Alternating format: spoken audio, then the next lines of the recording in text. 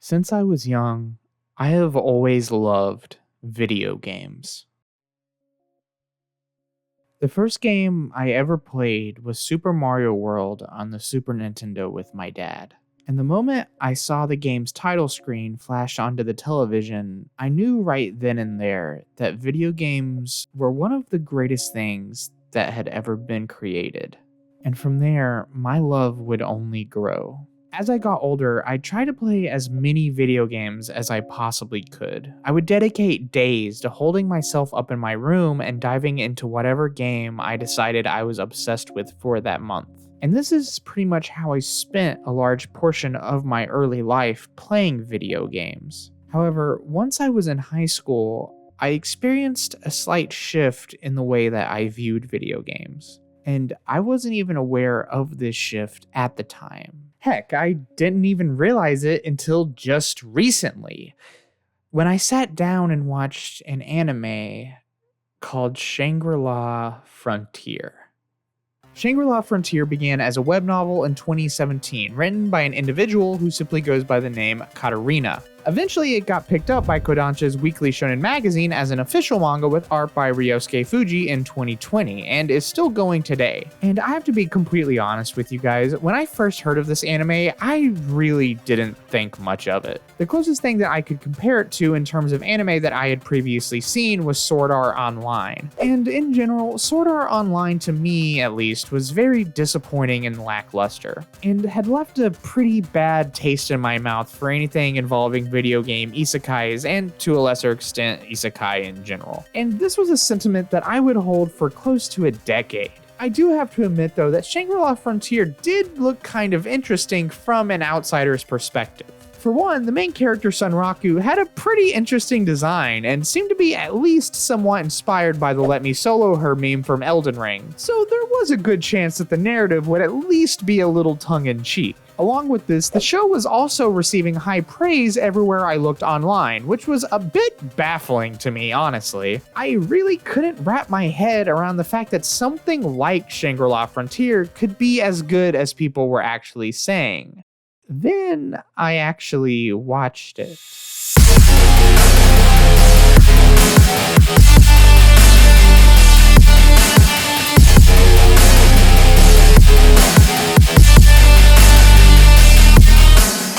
The first thing that really stuck out to me about Shangri-La Frontier is the world that the game is set in. One of my biggest gripes when I originally watched Sword Art Online was that it felt like the anime was trying to ride the wave of its premise alone. The show was more concerned with selling the fact that it took place within a video game that it forgot to actually make the world of that video game interesting. Shangri-La, however, does this exceedingly well. It presents a fleshed out backstory for the world that the characters find themselves in. And at first, it's easy to assume that this backstory is just mere flavor text, considering that Sunraku just casually skips over the game's prologue. However, the story of this world is apparent when you watch the anime itself, and actually becomes fairly important in the second half of the anime's first season. What only helps to make the world feel even more rich are the NPCs that reside within it. It would be so easy to just treat the non-playable characters as a complete afterthought, but here they're actual characters. In particular, I'm incredibly fond of Rabbituza, essentially a hidden village filled with little rabbit characters who help Sunraku on his quest. All of which answer to what is basically a giant rabbit Yakuza syndicate boss. So already we have a game world with a cool backstory and a fun list of NPCs who populate that world. However, what makes the world of Shangri-La Frontier go from good to awesome is the 7 Colossi.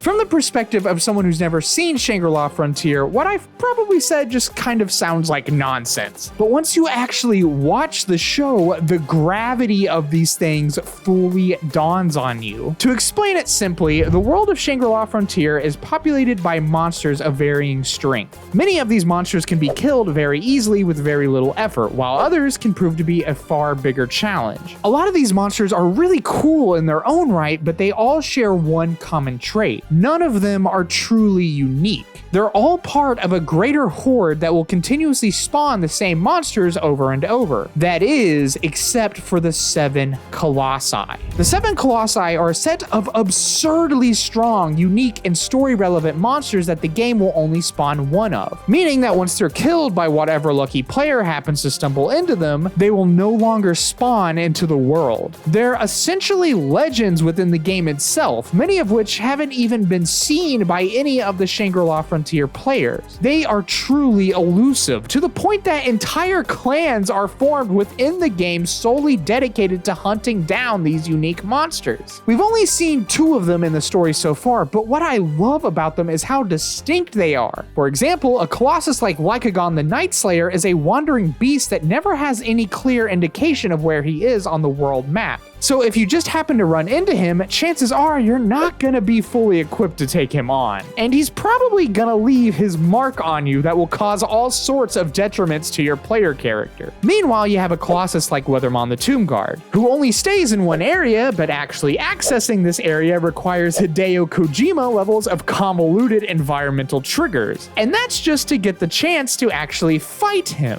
Upon battling Weathermon, your level is immediately dropped to 50, which makes it all the more easy for him to annihilate you. And have you noticed how it sounds like I'm talking about a real game? Do you understand why this show is as awesome as it is now? I went into this anime not expecting much at all, and I came out now wanting an actual Shangri-La Frontier video game to be real. Like, why isn't this an actual game that I can just play for days on end? I need a Shangri-La Frontier video game. It was actually revealed not too long ago that there is an actual Shangri-La Frontier video game being developed right now.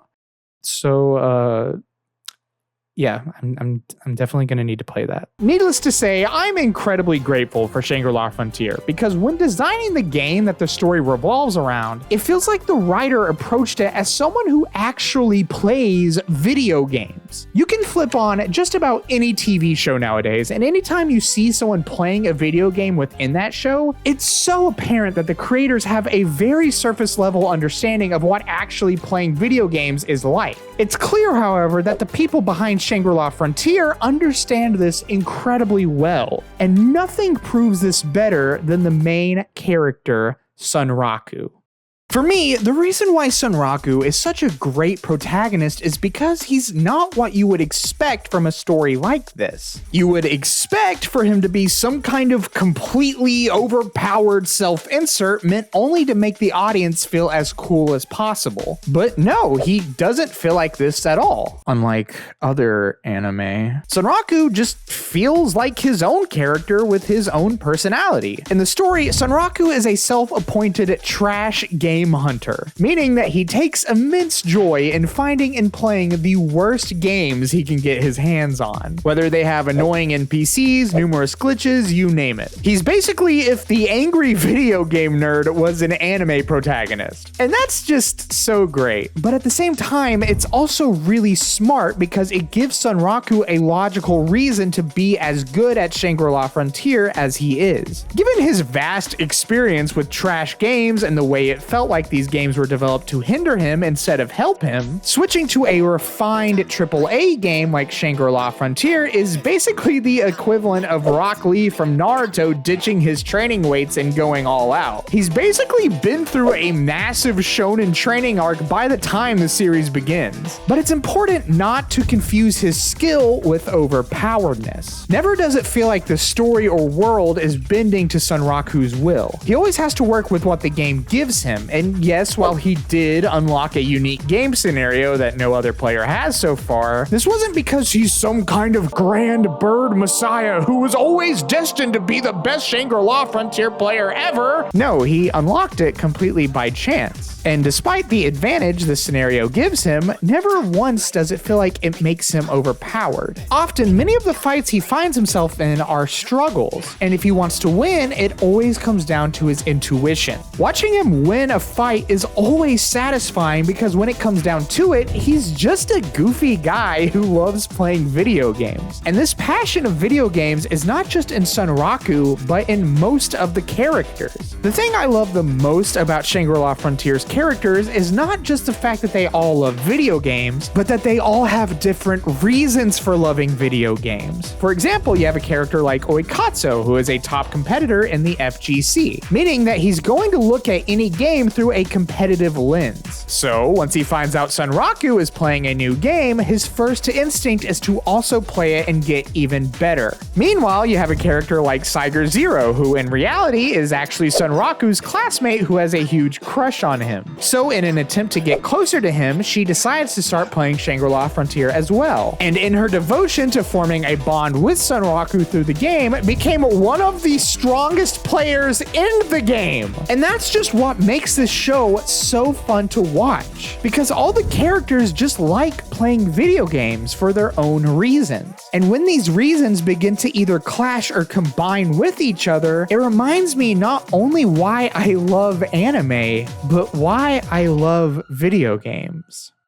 Do you guys remember the beginning of this video when I said that the way I viewed video games began to shift once I got into high school? Well, the reason for that was because high school was when I first started coming out of my shell, so to speak. And I just started making a lot more friends. And what I've finally realized is that video games are the most fun when you share them with other people.